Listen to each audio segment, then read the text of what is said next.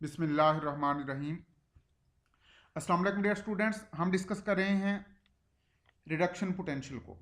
हमने डिस्कस किया था कि किसी भी एलिमेंट के ऑक्सीडेशन पोटेंशियल और रिडक्शन पोटेंशियल की न्यूमेरिकल वैल्यू सेम होती है, इनके साइन अपोजिट होते हैं। यानी अगर किसी एलिमेंट का ऑक्सीडेशन पोटेंशियल पॉजिटिव है तो उसका रिडक्शन पोटेंशियल नेगेटिव होगा with same numerical value, and vice versa. यानी अगर रिडक्शन पोटेंशियल पॉजिटिव है तो फिर ऑक्सीडेशन पोटेंशियल नेगेटिव होगा। और इसकी एग्जांपल में हमने डिस्कस किया था कि जिंक का ऑक्सीडेशन पोटेंशियल 0.76 वोल्ट है, तो इसका रिडक्शन पोटेंशियल -0.76 वोल्ट होगा।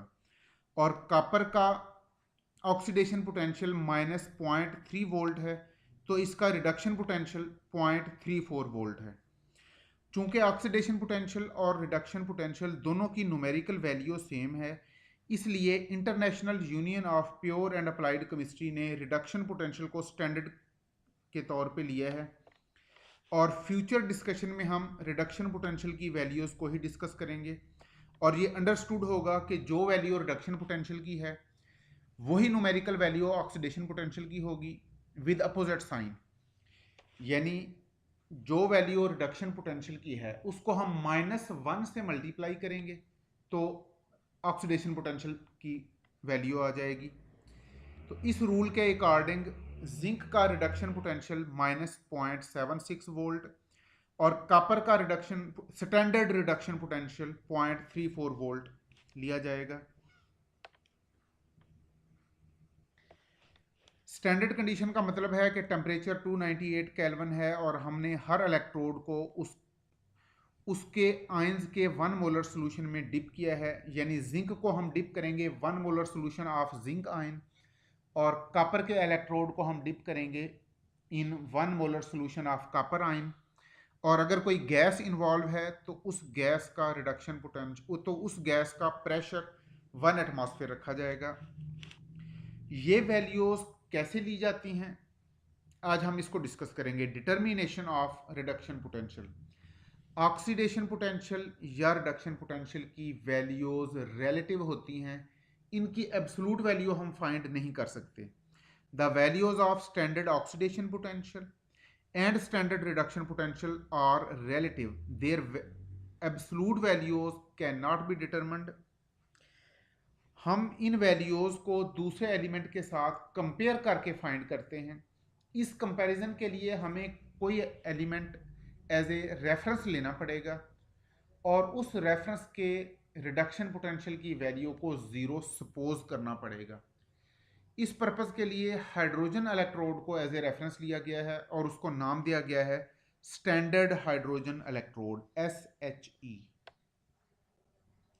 For this purpose, standard hydrogen electrode is taken as reference, and its standard value of oxidation potential and standard value of reduction potential are taken to be 0. Taken to be zero का मतलब है कि हमने इसे zero ले लिया है, otherwise ये इसकी एक्चुअल वैल्यू तो हमें पता नहीं है। अलबत्ता हाइड्रोजन के स्टैंडर्ड रिडक्शन पोटेंशियल की वैल्यू को 0 सपोज करके हम कॉपर को, जिंक को और बाकी एलिमेंट्स की रिडक्शन पोटेंशियल की वैल्यू को उनके इलेक्ट्रॉन लूज करने की और इलेक्ट्रॉन गेन करने की टेंडेंसी को हम हाइड्रोजन के साथ कंपेयर करके उनकी कंपैरेटिव वैल्यूज फाइंड करेंगे। And how we will do it, let us discuss now. Now what is standard hydrogen electrode?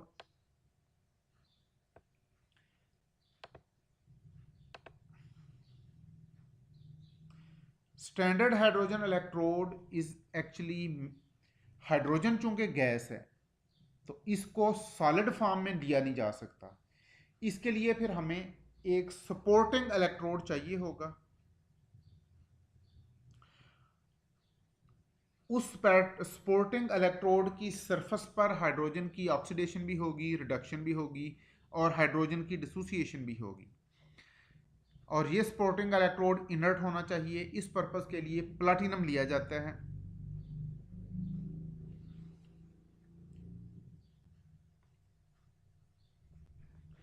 No, when zinc electrode is dipped in 1 molar solution of its ion and copper electrode is dipped in 1 molar solution of its ion, then voltage or EMF of cell is recorded to be 1.10 volt at 25 degree centigrade. Daniell cell में जब standard condition होती हैं, हमारे पास zinc का electrode है जिसको हमने 1 molar solution of zinc ion में डिप किया हुआ है, और कॉपर के इलेक्ट्रोड को हम 1 molar solution of cupric ion में डिप करते हैं। इन स्टैंडर्ड कंडीशन में वोल्ट मीटर पर इस सेल की वोल्टेज 1.10 वोल्ट आती है। अगर स्टैंडर्ड कंडीशन हो तो इस सेल का वोल्टेज 1.10 वोल्ट रिकॉर्ड किया जाता है। Overall cell reaction is the sum of half reactions, और ये हाफ रिएक्शन कौन से हैं? ऑक्सीडेशन होती है एनोडिक हाफ सेल में, जिसको ऑक्सीडेशन हाफ सेल भी कहते हैं, और रिडक्शन होती है कैथोडिक हाफ सेल में, that is also called reduction half cell.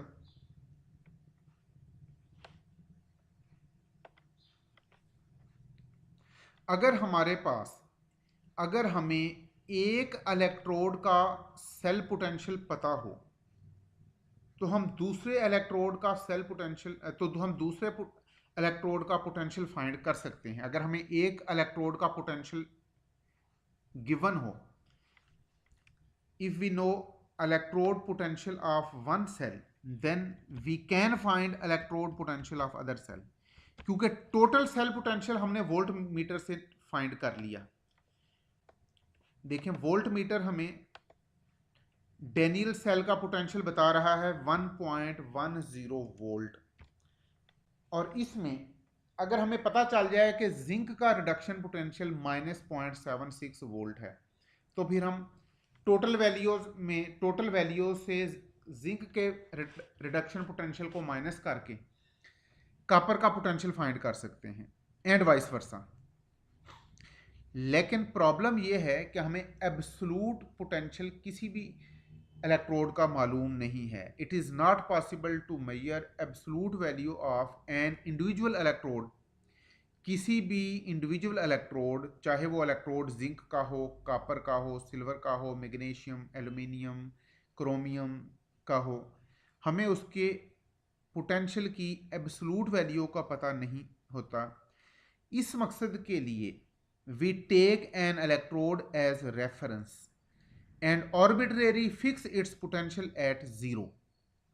हम किसी भी इलेक्ट्रोड को एज ए रेफरेंस ले लें और उसके पोटेंशियल की वैल्यू, यानी उसके रिडक्शन पोटेंशियल की और उसके ऑक्सीडेशन पोटेंशियल की वैल्यू को आर्बिट्रेरीली 0 पे कर लें, तो फिर हम सैंपल इलेक्ट्रोड का पोटेंशियल फाइंड कर सकते हैं। और इस मकसद के लिए हमने रेफरेंस लिया हुआ है, यानी हमने नहीं, international union of pure and applied chemistry ने रिकमेंड किया है कि हाइड्रोजन इलेक्ट्रोड को एज ए रेफरेंस लिया जाए और इसके रिडक्शन पोटेंशियल और ऑक्सीडेशन पोटेंशियल दोनों को ही 0 सपोज कर लिया जाए। नाउ स्टैंडर्ड हाइड्रोजन इलेक्ट्रोड होता क्या है और ये कैसे काम करता है, ये हमारा आज का टॉपिक है। Standard hydrogen electrode serves as reference electrode। It consists of platinum wire। ये platinum wire supporting electrode है, inert electrode है, यानी एक्चुअली ना प्लाटिनम की ऑक्सीडेशन होगी ना प्लाटिनम की रिडक्शन होगी, ना हम प्लाटिनम के इलेक्ट्रोड को प्लाटिनम आयंस के सोल्यूशन में डिप करेंगे। ये प्लाटिनम सिर्फ हाइड्रोजन को सपोर्ट करेगा, क्योंकि हाइड्रोजन गैस है, तो इसके लिए हमें कोई सॉलिड सपोर्टिंग इलेक्ट्रोड चाहिए होगा। इस प्लैटिनम इलेक्ट्रोड की सरफेस के ऊपर हाइड्रोजन की ऑक्सीडेशन होगी या हाइड्रोजन की रिडक्शन होगी, और इस प्लैटिनम इलेक्ट्रोड को हम हाइड्रोजन आयन के सॉल्यूशन में डिप करेंगे। Standard hydrogen electrode consist of platinum wire. This platinum wire is connected with platinum foil, and this platinum foil is coated with platinum black, and this platinum foil is enclosed in glass tube। हम एक platinum की wire लेंगे उसको platinum की foil के साथ attach करेंगे। ये देखें, अगर आप गौर से देख सकें, प्लाटिनम की wire that is attached with platinum foil. ये प्लाटिनम फॉइल की सरफेस पर ग्रेनुलर प्लाटिनम ब्लैक की कोटिंग करेंगे। प्लाटिनम ब्लैक दानेदार होता है, ग्रेनुलर होता है, और इसकी कोटिंग इसलिए करते हैं ताकि सरफेस एरिया इंक्रीज हो जाए और maximum amount of hydrogen is to be are oxidized and reduced. Platinum wire is attached with platinum foil, and this platinum foil is coated with platinum black to increased surface area. और इस पूरे setup को हमने गिलास tube में बंद कर देना है। This platinum wire and platinum foil is enclosed इन गिलास ट्यूब। इस गिलास ट्यूब में एक तरफ से हम हाइड्रोजन गैस एंटर करेंगे, ये इसका इनलेट है। और हम बार बार पढ़ रहे हैं कि स्टैंडर्ड कंडीशन में अगर किसी गैस को एज इलेक्ट्रोड यूज किया जा रहा है, अगर किसी गैस की ऑक्सीडेशन और रिडक्शन को ऑब्जर्व किया जा रहा है, तो स्टैंडर्ड कंडीशन में उस गैस का प्रेशर 1 एटमॉस्फेयर होना चाहिए और टेम्परेचर 25 डिग्री सेंटीग्रेड होना चाहिए। ये देखें जी, hydrogen gas is entered at 1 atmosphere pressure. This is platinum wire that is attached with platinum black. ये प्लाटिनम डुअल फंक्शन परफॉर्म करता है। ये सपोर्टिंग इलेक्ट्रोड भी है और ये कैटलिस्ट भी है, क्योंकि इसकी सरफेस पर हाइड्रोजन की डिसोसिएशन होगी। हम हाइड्रोजन गैस पास करेंगे, हाइड्रोजन गैस डिसोसिएट होगी, एटॉमिक हाइड्रोजन बनेगी और फिर उस एटॉमिक हाइड्रोजन की ऑक्सीडेशन या रिडक्शन होगी। और इस प्लाटिनम वायर को हमने डिप किया हुआ है एसिड सोल्यूशन में। एसिड सोल्यूशन के अंदर हाइड्रोजन आयन ऑलरेडी होंगे। It mean we have dipped platinum wire in solution of hydrogen ion. और स्टैंडर्ड कंडीशन में हाइड्रोजन आयन का कंसंट्रेशन 1 मोलर होना चाहिए, क्योंकि हम बार बार कह रहे हैं कि स्टैंडर्ड कंडीशन में हम किसी भी एलिमेंट के इलेक्ट्रोड को उसके 1 मोलर सोल्यूशन में डिप करते हैं, टेम्परेचर 25 डिग्री सेंटीग्रेड होता है, और अगर कोई गैस इन्वॉल्व है तो उस गैस का प्रेशर 1 एटमॉस्फेयर रखा जाएगा। In standard hydrogen electrode platinum wire performs dual function. It acts as supporting electrode,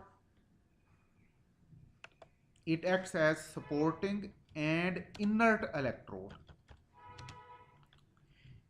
यानी प्लाटिनम हाइड्रोजन के साथ रिएक्ट नहीं करती। It acts as supporting electrode as well as inert electrode for hydrogen, and इसका दूसरा function क्या है? It acts as electrocatalyst for splitting of hydrogen gas.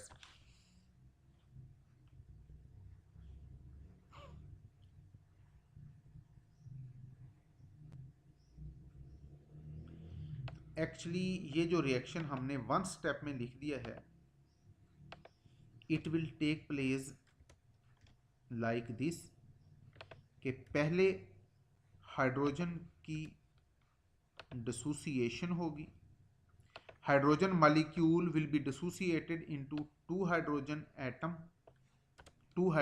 Atoms, and then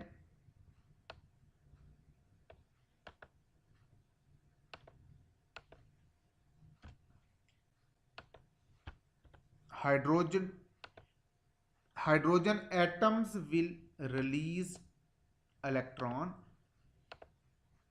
एक हाइड्रोजन एटम से एक इलेक्ट्रॉन रिलीज होगा, या यूं कहें कि 1 मोल हाइड्रोजन एटम से 1 मोल इलेक्ट्रॉन रिलीज होगा।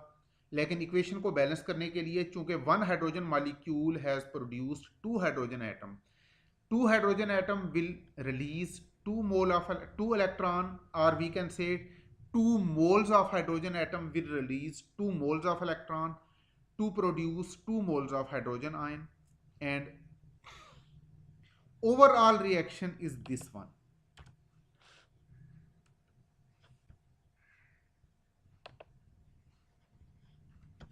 overall reaction is written as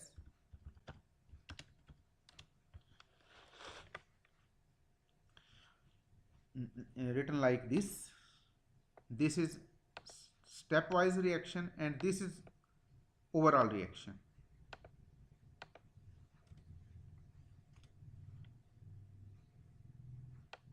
Again, standard condition mean temperature is 298 Kelvin. Hydrogen gas is entered, hydrogen gas involved is bubbled through this solution at 1 atmosphere pressure, and platinum wire that is acting as standard electrode, it is dipped in 1 molar HCl solution. 1 molar HCl solution में 1 mole of hydrogen ion होंगे। तो अगर आपने platinum electrode को 1 molar solution of HCl में dip किया है तो इसका मतलब है कि आपने प्लाटिनम इलेक्ट्रोड को 1 मोलर हाइड्रोजन आयन के सोल्यूशन में डिप किया है।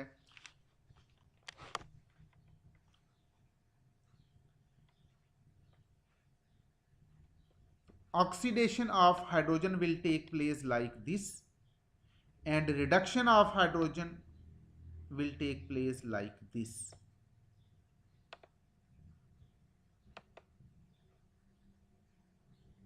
और हाइड्रोजन का ऑक्सीडेशन पोटेंशियल भी जीरो सपोज किया गया है और जो वैल्यू ऑक्सीडेशन पोटेंशियल की होती है वही वैल्यू रिडक्शन पोटेंशियल की होती है विद अपोजिट साइन। तो अगर स्टैंडर्ड ऑक्सीडेशन पोटेंशियल जीरो है तो स्टैंडर्ड रिडक्शन पोटेंशियल भी जीरो ही है। We can use standard hydrogen electrode to find reduction potential of all electrodes और हम गिवन इलेक्ट्रोड का standard reduction potential standard hydrogen electrode के साथ कैसे फाइंड करेंगे। Late us discuss this. First of all let us discuss determination of reduction potential of zinc using standard hydrogen electrode. अगर आप zinc electrode को connect करें with standard hydrogen electrode तो volt meter की नीडल स्टैंडर्ड हाइड्रोजन इलेक्ट्रोड की तरफ deflect हो जाएगी, जो इस बात का सबूत है कि करंट मूव कर रहा है फ्रॉम जिंक टू हाइड्रोजन।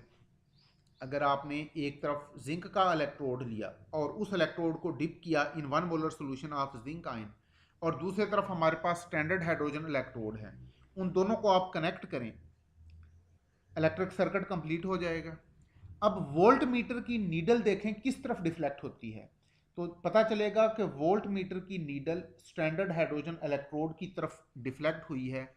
इसका मतलब है कि इलेक्ट्रिक करंट जिंक से स्टैंडर्ड हाइड्रोजन इलेक्ट्रोड की तरफ जा रहा है और इसका मतलब है कि इलेक्ट्रोड जिंक से हाइड्रोजन की तरफ जा रहे हैं और इसका मतलब है कि जिंक की ऑक्सीडेशन हो रही है, स्टैंडर्ड हाइड्रोजन इलेक्ट्रोड की रिडक्शन हो रही है और इसका मतलब ये है कि जिंक इलेक्ट्रॉन लूज कर रहा है, standard hydrogen electrode electron gain कर रहा है और इसका मतलब ये है कि स्टैंडर्ड हाइड्रोजन इलेक्ट्रोड की इलेक्ट्रॉन लेने की टेंडेंसी जिंक से ज़्यादा है, या यूं कह लें कि जिंक की इलेक्ट्रॉन देने की टेंडेंसी स्टैंडर्ड हाइड्रोजन इलेक्ट्रोड से ज़्यादा है। यानी कि स्टैंडर्ड हाइड्रोजन इलेक्ट्रोड का रिडक्शन पोटेंशियल जिंक से ज़्यादा है।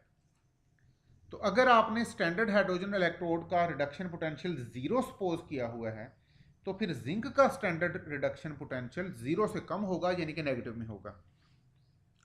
When zinc electrode is connected with standard hydrogen electrode then needle of voltmeter is deflected toward standard hydrogen electrode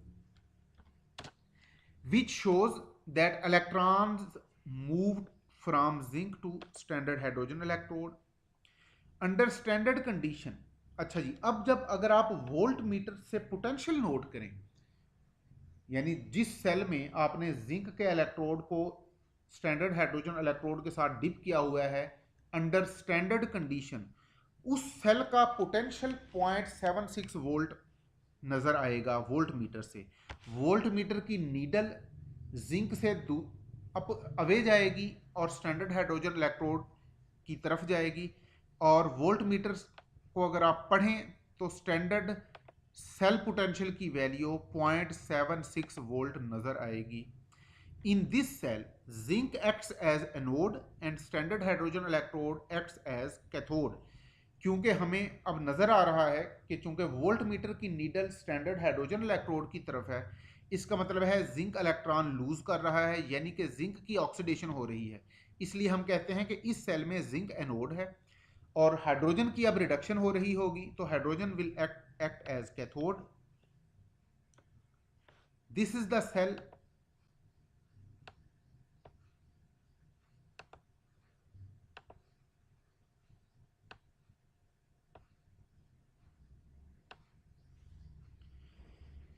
इस सेल में गौर से देखिएगा, ये देखें जिंक की ऑक्सीडेशन हो रही है, यानी कि जिंक इलेक्ट्रॉन लूज कर रहा है और ये इलेक्ट्रॉन मूव कर रहे हैं हाइड्रोजन की तरफ। ये स्टैंडर्ड हाइड्रोजन इलेक्ट्रोड है राइट साइड पर, जिसमें हम हाइड्रोजन गैस एंटर कर रहे हैं एट 1 एटमॉस्फेयर प्रेशर।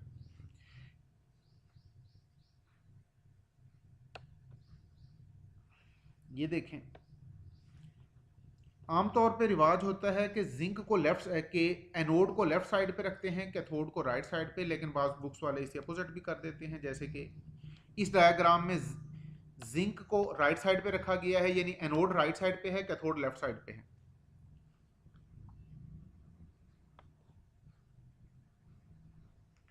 अब देखें वोल्ट मीटर की नीडल स्टैंडर्ड हाइड्रोजन इलेक्ट्रोड की तरफ है। इन्होंने पोटेंशियल -0.76 लिखा है, वैसे ये 0.76 वोल्ट होगा। ये देखें इस सेल में भी ऐसे ही है। No oxidation takes place at zinc, zinc is oxidised to zinc ion and hydrogen is reduced to hydrogen gas. और इस हाइड्रोजन गैस का प्रेशर 1 एटमॉस्फेयर, तो ये हमें सेल नोटेशन में लिखना पड़ेगा। जिस तरह हम आयंस का कंसंट्रेशन लिखते हैं, इसी तरह गैस का प्रेशर भी अब हमें लिखना पड़ेगा।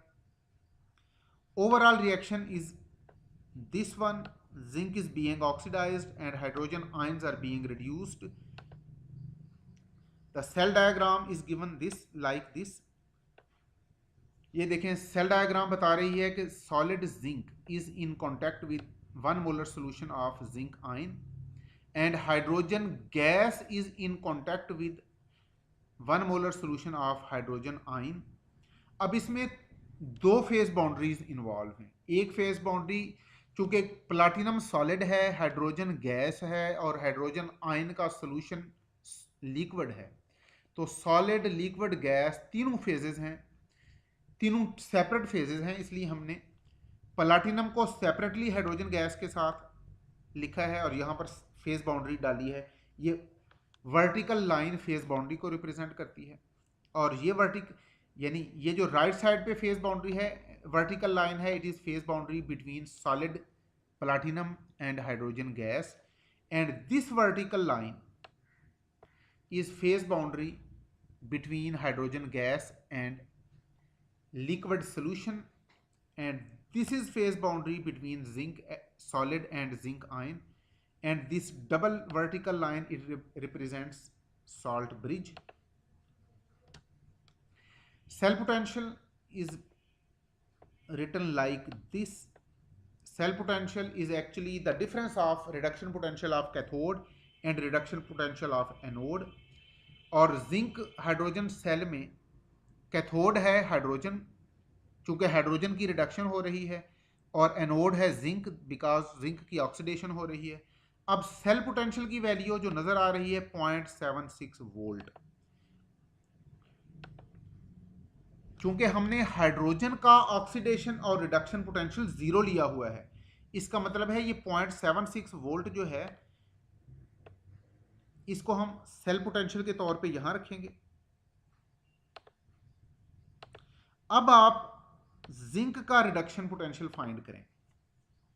देखें इस मैथमेटिकल एक्सप्रेशन में हमने सेल पोटेंशियल की वैल्यू पुट कर दी 0.76 वोल्ट, और हाइड्रोजन का स्टैंडर्ड रिडक्शन पोटेंशियल चूंकि हमने ऑलरेडी जीरो सपोज किया हुआ है, तो ये जब आप पुट करेंगे देन जिंक का स्टैंडर्ड रिडक्शन पोटेंशियल -0.76 वोल्ट आएगा।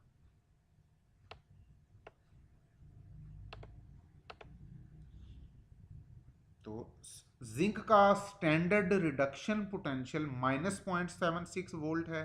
इसका मतलब है इसका स्टैंडर्ड ऑक्सीडेशन पोटेंशियल 0.76 वोल्ट होगा, और ये रिलेटिव वैल्यू है in comparison with standard hydrogen electrode. Now relative value of standard reduction potential is -0.76 volt and relative value of standard oxidation potential will be 0.76 volt। अब देखें, अगर आपने copper का reduction potential find करना हो using standard hydrogen electrode, तो फिर वही तरीका है कि हम कॉपर के इलेक्ट्रोड को कपल कर देंगे विद स्टैंडर्ड हाइड्रोजन इलेक्ट्रोड और देखेंगे कि वोल्ट मीटर की नीडल किस तरफ जा रही है। तो हमें नजर आएगा कि वोल्ट मीटर की नीडल कॉपर की तरफ डिफ्लेक्ट हो रही है। इसका मतलब है इस केस में स्टैंडर्ड हाइड्रोजन इलेक्ट्रोड की ऑक्सीडेशन हो रही है और कॉपर की रिडक्शन हो रही है। यानी इस सेल में standard hydrogen electrode as a anode behave करेगा और कॉपर का इलेक्ट्रोड एज कैथोड बिहेव करेगा। When copper electrode is coupled with standard hydrogen electrode, then needle of voltmeter will deflect toward copper, which shows that electrons flow from standard hydrogen electrode to copper. It means in this cell copper is being reduced and standard hydrogen electrode is being oxidized। और volt meter से अगर आप value note करें तो ये value cell potential की value आती है 0.34 वोल्ट अंडर स्टैंडर्ड कंडीशन। ये देखें, ये स्टैंडर्ड हाइड्रोजन इलेक्ट्रोड और कॉपर इलेक्ट्रोड।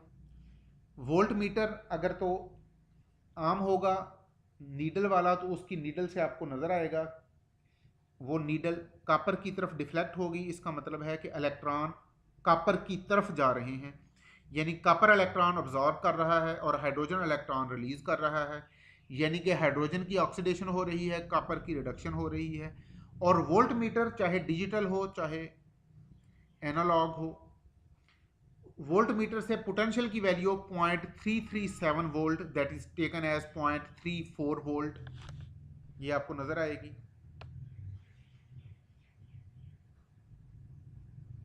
ये देखें, सेम इस case here, copper as cathode and hydrogen as electrode. Hydrogen is being reduced and copper hydrogen is being oxidized and copper is being reduced. In this cell, standard hydrogen electrode acts as anode and copper acts as cathode.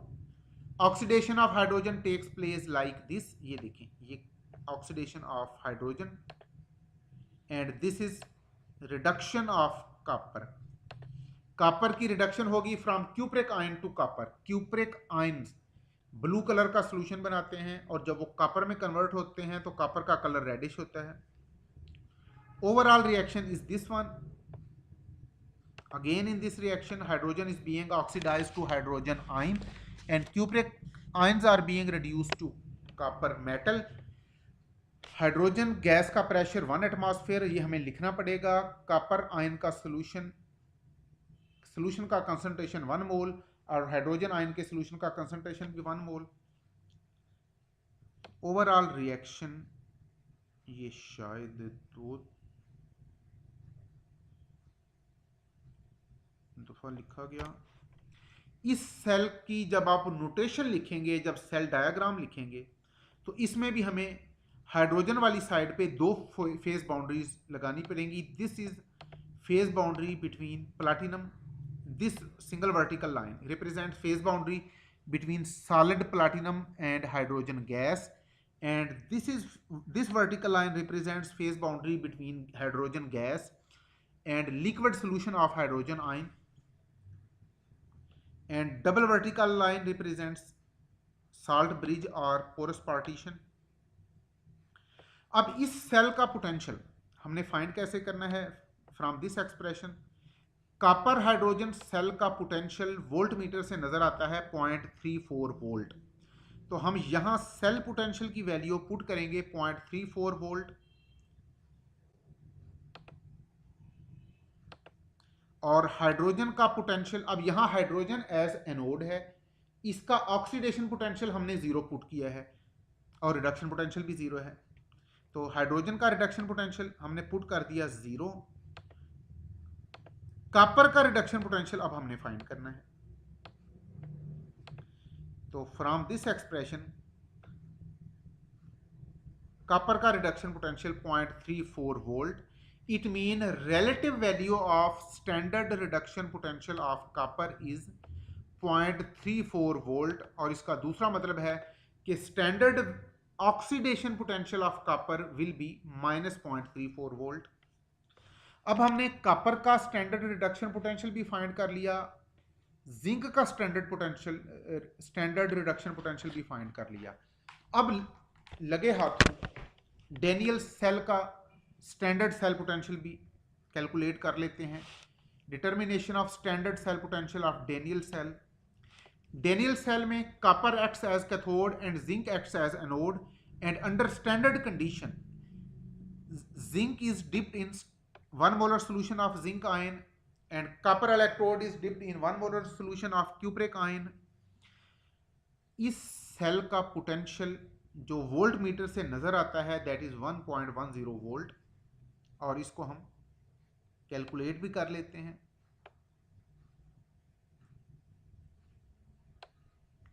ये देखें from this expression mean we will put here standard reduction potential of cathode and standard reduction potential of anode। Cathode है copper, standard reduction potential of copper is 0.34 volt and standard reduction potential of zinc is -0.76 volt. तो ये values हमने यहां put कर दी। Then standard cell potential is 1.10 volt। This is how we can calculate standard cell potential of Daniell cell। Zinc is being oxidized like this and copper is being reduced like this, and this is overall cell reaction. We have discussed it many times, and this is representation of Daniell cell।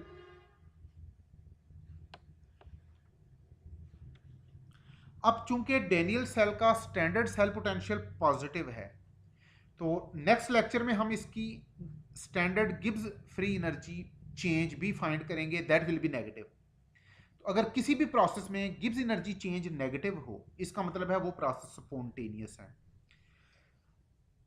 Daniel cell में standard cell potential की value positive है, और किसी भी cell में अगर standard cell potential की value positive हो तो standard Gibbs energy change negative होगी और प्रोसेस स्पॉन्टेनियस होगा। It mean this process will favour formation of product at equilibrium. और अगर इससे अपोजिट हो जाए, अगर स्टैंडर्ड सेल पोटेंशियल की वैल्यू नेगेटिव हो जाए तो गिब्स एनर्जी चेंज पॉजिटिव होगी और प्रोसेस नॉन स्पॉन्टेनियस होगा। Thank you very much dear students, अपना ख्याल रखिएगा। अल्लाह हाफिज।